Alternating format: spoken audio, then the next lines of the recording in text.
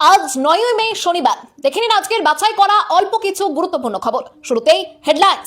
বাংলায় আমরাই বিরোধী, শুভেন্দু অধিকারী মুখ্যমন্ত্রী হতেই বিস্ফোরক হুমায়ুন কবির। শপথের আগেই কড়া বার্তা শুভেন্দুর, আরজিকর থেকে সন্দেশখালী সব ফাইল খুলব। উনি বিধানসভায় বসারও যোগ্যতা হারিয়েছেন, কালীঘাটে বসে ঝালমুড়ি খাওয়া ছাড়া কোনো কাজ ওর হাতে থাকবে না বললেন দিলীপ ঘোষ। পশ্চিমবঙ্গের নতুন মুখ্যমন্ত্রী শুভেন্দু অধিকারী, উচ্ছ্বাস আবেগে ভাসল নন্দীগ্রাম, শান্তিকুঞ্জের সামনে বাঁধ ভাঙা আনন্দ। এছাড়াও রয়েছে আরো বেশ কিছু খবর। বাংলা পলিটিক্সের সমস্ত খবর প্রতিদিন সকালে দেখতে সাবস্ক্রাইব করুন আমাদের বি পলিটিক্স চ্যানেলটি। আর একটা লাইক করার অনুরোধ রইল, আপনার একটা লাইক আমাদের কাজ করার উৎসাহ অনেকটাই বাড়িয়ে দেয়।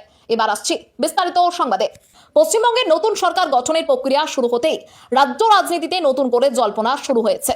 শুভেন্দু অধিকারীকে মুখ্যমন্ত্রী হিসেবে ঘোষণা করার পরই কড়া বার্তা দিলেন আম জনতা উন্নয়ন পার্টির চেয়ারম্যান হুমায়ুন কবির। তিনি স্পষ্ট জানিয়ে দিয়েছেন, বাংলায় তার দলই বিরোধী শক্তি হিসেবে ভূমিকা পালন করবে এবং বিজেপির সঙ্গে কোনো জোটে যাওয়ার প্রশ্নই নেই। হুমায়ুন কবির বলেন, বিজেপি সংখ্যাগরিষ্ঠতা পেয়েই সরকার গঠন করছে, তাই বিরোধী হিসেবে আলাদা করে জোটের প্রয়োজন নেই। তবে প্রধানমন্ত্রী নরেন্দ্র মোদীর সবকা সাথ সবকা বিকাশ সবকা বিশ্বাস নীতি মেনে সরকার চললে তার আপত্তি থাকবে না বলেও মন্তব্য করেন তিনি।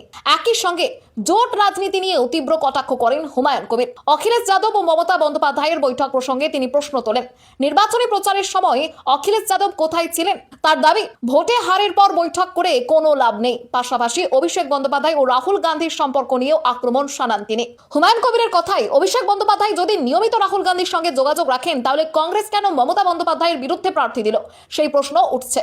তার এই মন্তব্যে রাজ্যের রাজনৈতিক মহলে নতুন বিতর্ক শুরু হয়েছে। রাজনৈতিক বিশ্লেষকদের মতে, শুভেন্দু অধিকারীর মুখ্যমন্ত্রী হওয়ার ঘোষণার পর ছোট দলগুলি নিজেদের অবস্থান স্পষ্ট করতে শুরু করেছে। যদিও সাম্প্রতিক নির্বাচনে এজেইউপি বড় সাফল্য পায়নি, তবুও বিরোধী আসনে বসে সরকারের ভূমিকার ওপর নজরদারি চালানোর বার্তা দিয়েছেন হুমায়ুন কবির। শপথের আগেই কড়া বার্তা শুভেন্দুর, আরজিকর থেকে সন্দেশখালী সব ফাইল খুলব। শুক্রবার সমস্ত জল্পনার অবসান ঘটিয়ে পশ্চিমবঙ্গের পরবর্তী মুখ্যমন্ত্রী হিসেবে শুভেন্দু অধিকারীর নাম ঘোষণা করেন কেন্দ্রীয় স্বরাষ্ট্রমন্ত্রী অমিত শাহ। নিউটাউনের বিশ্ব বাংলা কনভেনশন সেন্টারে বিজেপির পরিষদীয় দলের বৈঠকে তাকে সর্বসম্মতিক্রমে নেতা নির্বাচিত করা হয়। আর নেতা নির্বাচিত হওয়ার পর প্রথম ভাষণেই ভবিষ্যৎ সরকারের অগ্রাধিকারের বিষয়গুলি স্পষ্ট করে দিলেন শুভেন্দু। হবু মুখ্যমন্ত্রী ঘোষণা করেন, তার সরকারের প্রথম কাজগুলির অন্যতম হবে বিগত সরকারের সময়কার একাধিক বিতর্কিত ও অমীমাংসিত ফাইল পুনরায় খোলা। বিশেষ করে আরজিকর কাণ্ড থেকে সন্দেশখালী সব ঘটনা তদন্ত নতুন করে শুরু করার ইঙ্গিত দেন তিনি। শুভেন্দুর বক্তব্য, কোনো দুর্নীতির অভিযোগ বা অপরাধের তদন্ত আর ধামাচাপা পড়ে থাকবে না। নিরপেক্ষ তদন্তের জন্য বিশেষ কমিশন গঠন করা হবে এবং দোষীদের বিরুদ্ধে কঠোর ব্যবস্থা নেওয়া হবে বলেও জানান তিনি। শুধু অপরাধ বা নারী সুরক্ষার বিষয়ে নয়, প্রশাসনিক দুর্নীতির বিরুদ্ধেও কড়া অবস্থান নেওয়ার বার্তা দিয়েছেন বিজেপি নেতা। শুভেন্দুর কথায়, সরকারি অর্থ নয়ছয় বা প্রাতিষ্ঠানিক দুর্নীতির সঙ্গে যারা যুক্ত ছিলেন তাদের বিরুদ্ধে অবসরপ্রাপ্ত বিচারপতির নেতৃত্বে কমিশন গঠন করা হবে। তার দাবি, আইনের চোখে কাউকে ছাড় দেওয়া হবে না।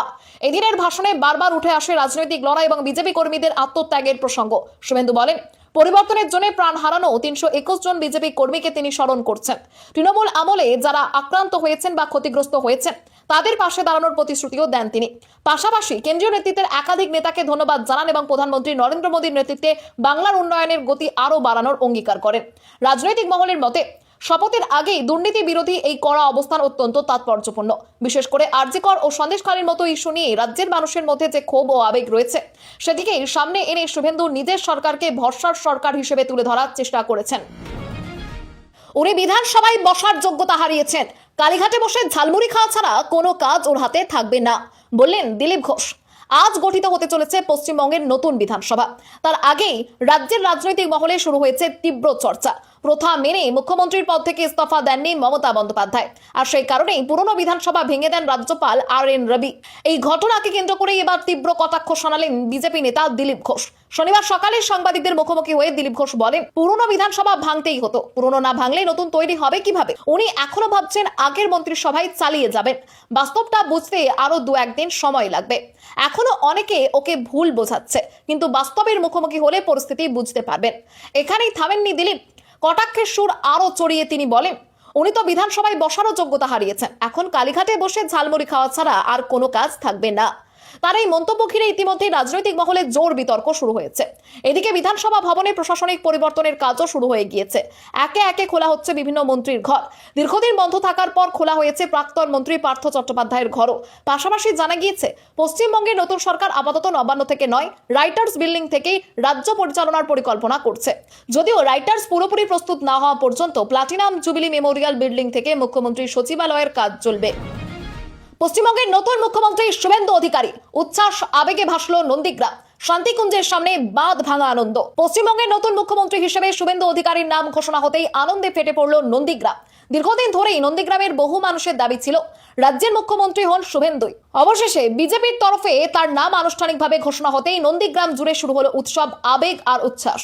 একই ছবি দেখা যায় কাঁথির শান্তিকুঞ্জের সামনে।